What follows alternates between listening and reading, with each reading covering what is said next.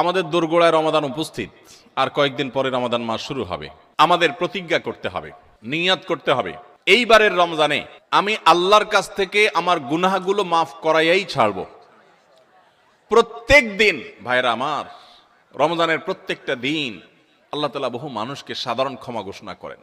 যাই করছো বান্দা সব মাফ, সাধারণ ক্ষমা ঘোষণা করেন কিছু মানুষকে।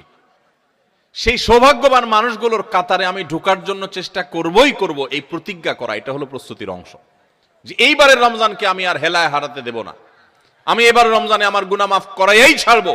এই প্রতিজ্ঞা এখন থেকে করতে হবে ইনশাআল্লাহ। প্রতিজ্ঞা করবেন তো ইনশাআল্লাহ, যে যেই কোনো কিছুর বিনিময়ে হোক আল্লাহর কাছ থেকে ক্ষমা আমি আদায় করেই ছাড়বো, আমি আল্লাহর কাছ থেকে ক্ষমা নিয়েই ছাড়বো। তো যে প্রস্তুতিগুলো আমাদের রমাদানকে অর্থবহ করতে পারে, ইবাদত বন্দিগি দিয়ে সাজাতে পারি, আমরা সমৃদ্ধ করতে পারি, এবং যেই রমাদানটা আমার জীবনে যতগুলো রমজান আসছে তার মধ্যে এটা একটা স্পেশাল রমাদান হবে, এই রমজানকে আমি অন্য রমজান থেকে পার্থক্য করতে পারবো, এই রমাদান আমার জন্য অনেক তৃপ্তিদায়ক হবে, এই রমাদান যাওয়ার পরে আমার মনে হবে যে আলহামদুলিল্লাহ এই বছর আমি আল্লাহকে মন ভরে প্রাণ ভরে ইবাদত করতে পেরেছি, তাকওয়া চর্চা করতে পেরেছি, আমার ভালো লাগা কাজ করবে, আমার দিল গাওয়াহ এবং সাক্ষ্য দিবে। সেই রকম রমাদান কাটাতে হলে আপনাকে রমাদানের আগে থেকে অনেকগুলো প্রস্তুতি নিতে হবে।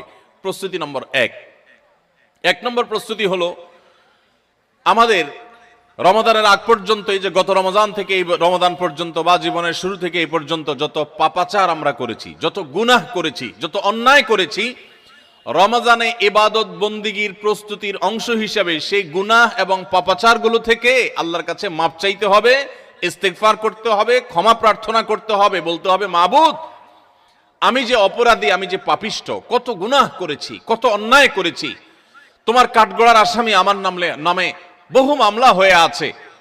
এত অপরাধ করার পর রমাদানে যখন আল্লাহ তাআলা রহমত, বরকত, মাগফিরাত, নাজাত, বহুবিধ কল্যাণ তার বান্দাদেরকে দিবেন, পাপিষ্ঠরা তো সাধারণত আল্লাহর এই রহমতগুলো থেকে বঞ্চিত হয়।